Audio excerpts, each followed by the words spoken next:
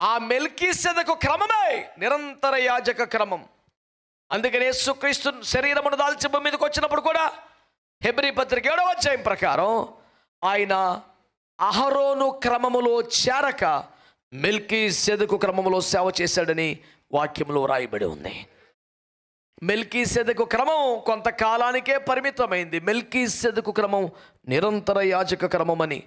మనం ఎవరు లేనప్పుడు, అసలు ఏమీ లేనప్పుడు పరలోకము ఉన్నది, దేవుడు ఉన్నాడు, అక్కడ ఒక దేవాలయం ఉన్నది, అక్కడ ఒక యాజకుడు ఉన్నాడు, ఆయన పేరు మెల్కీసెదకు అనగా పరిశుద్ధాత్మ దేవుడు.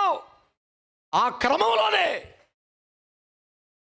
సేవంతా జరగాలని బైబిల్లో తేటగా 104వ కీర్తన 110వ కీర్తన హెబ్రీ పత్రిక 7లో రాయబడి ఉంది.